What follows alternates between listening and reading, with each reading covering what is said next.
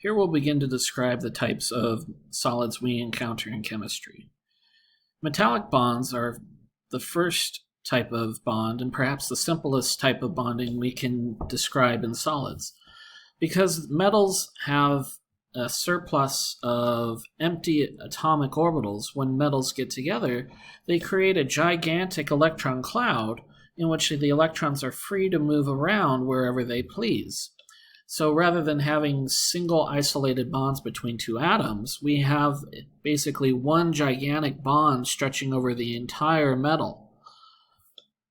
This allows for things like electrical conductivity, thermal conductivity, and also allows metals to be somewhat malleable and ductile. That is, you can bend them and shape them without actually having them break. Alloys are just a combination of two or more metals, and the majority of alloys have metals or are composed of metals, although there are hints and traces of non-metals present in them. Below you can see a number of different types of alloys. Don't worry about memorizing them, it's just an example.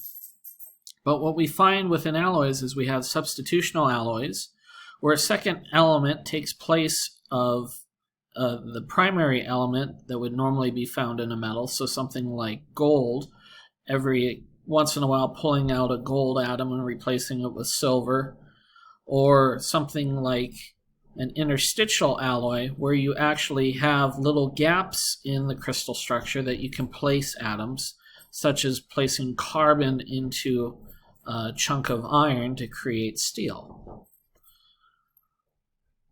Ionic solids are held together by alternating positive and negative charges.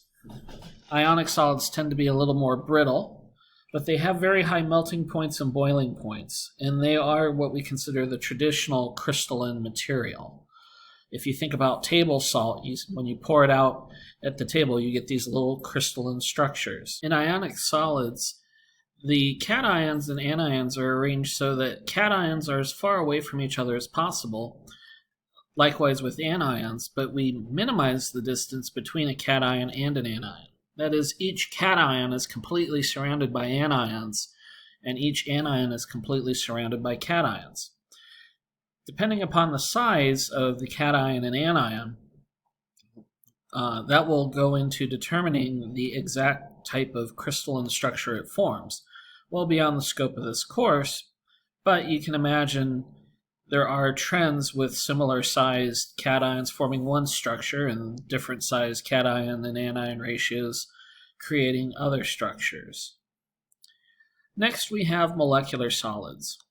Molecular solids are the result of molecules being held together by van der Waals forces or intermolecular forces. The properties of these molecules are based on the strength of the intermolecular force. To the right, you see I've got three different molecules, all with about the same shape, benzene, toluene, and phenol. And you can see from these three molecules, while they have about the same molar mass, they have very different melting points and boiling points. Phenol boils at 182 degrees Celsius, while benzene boils at 80 degrees Celsius. Toluene melts at negative 95 degrees Celsius, while phenol 43 degrees Celsius. This is all dictated in part by how strongly attracted these molecules are to the surrounding molecules. The next type of solid we're going to consider is a covalent network solid and a molecular solid, which are essentially the same thing. Diamonds are an example of a covalent network solid. It's all carbon atoms bonded together into one gigantic molecule we see. Covalent network solids tend to have the hardest strength and the highest melting point of all the types of solids. Graphene is an example of a molecular solid and a covalent network solid. Like diamond, graphene is made out of carbon with a trigonal planar arrangement or attachment of carbon atoms to it, creating sheets, as you see. Each sheet is stacked on top of each other. So while you have a single sheet, you have a covalent network solid, but when you stack these sheets, like stacking paper on top of each other, these sheets create a molecular solid which is held together by van der Waals forces. So graphite is an example of a molecule that is both a covalent network solid and a molecular solid.